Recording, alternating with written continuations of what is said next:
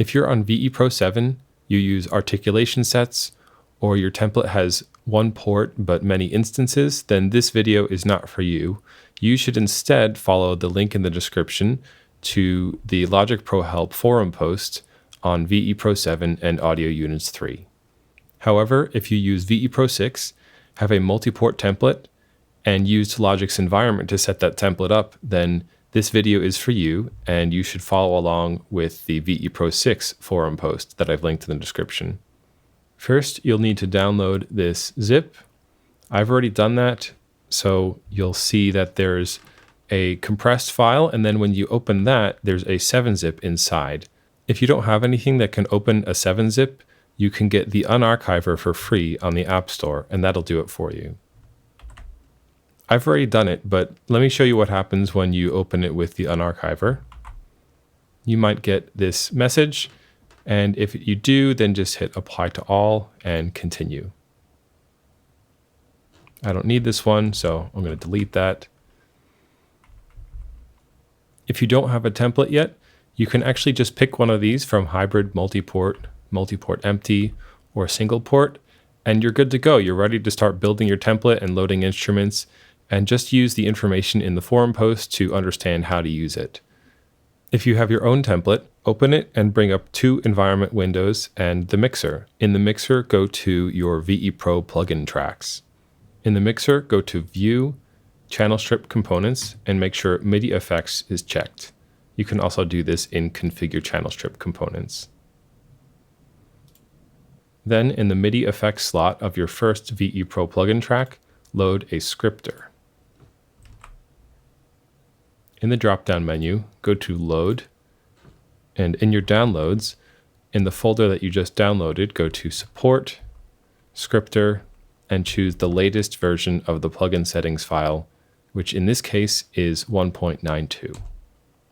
Instead of this plugin settings file living in your downloads folder, you can optionally save this yourself. So in the drop-down, go to Save As, and this will take you to your username, music, audio music apps, plugin settings, and scripter. You can see I've already saved it here, but once you do that, it'll appear at the bottom of this drop-down menu as a plugin settings option for easy access. Now you can use Option Drag to copy this scripter to all of your other VEPro plugin tracks. You can see that I've already done that as well. Next, in your environment, go to Options, Import Environment, Layer. In the same folder that you downloaded, go to any of the multiport templates and just pick one. This may cause the audio engine to reset, so it might take some time. And once the import layer dialog box is up, pick any of the VEPro layers. I picked a 1-instance project, so you can see there's only one VEPro layer here, but it doesn't really matter. Just pick one and import it.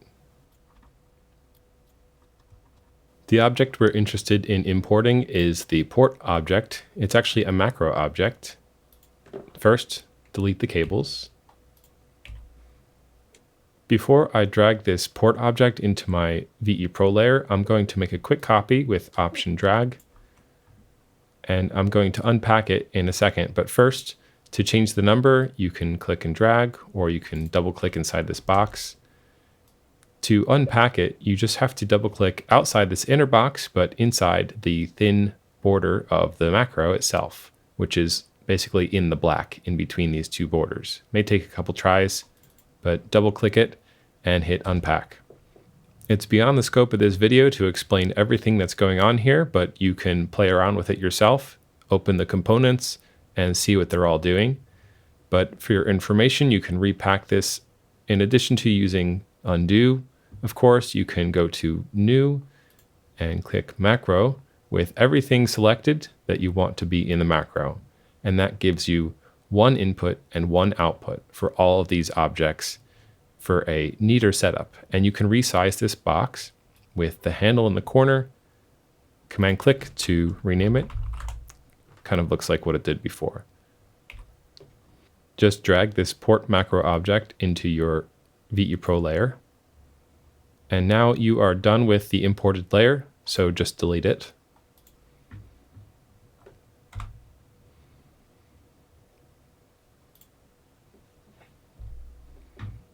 In your VEPro layer, your goal is to replace all of your port transformers on all of your VEPro plugin tracks with this port macro object. The way that I go about doing that is first deleting all the cables, then deleting all the transformers, and then copying this port macro object and changing all the numbers.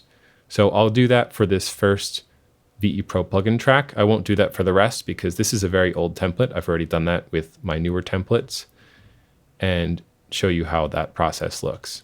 To make sure nothing else is selected in the environment, I just click in some empty space and then get to work. Future Alex here. While past Alex replaces those transformers, I'm going to remind you that there's a PDF of this guide in the description, and that anyone who's already bought the All Logic or All VEPro Tutorials PDFs has already received an updated version of those guides for free with this new one included. Let's speed up the rest of this process.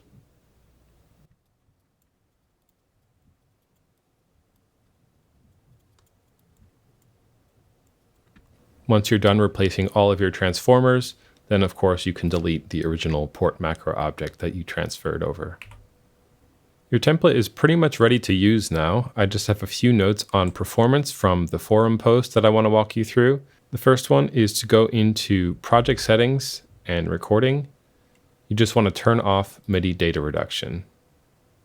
Then in preferences, under audio and devices, if you have issues with playback or with recording, then you might try changing the buffer range to large and the multi-threading option to just playback tracks.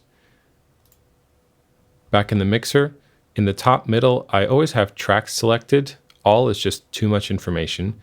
And in the top right, just don't choose MIDI. MIDI will add all of your MIDI tracks, and there could be hundreds, if not thousands, depending on how large your template is.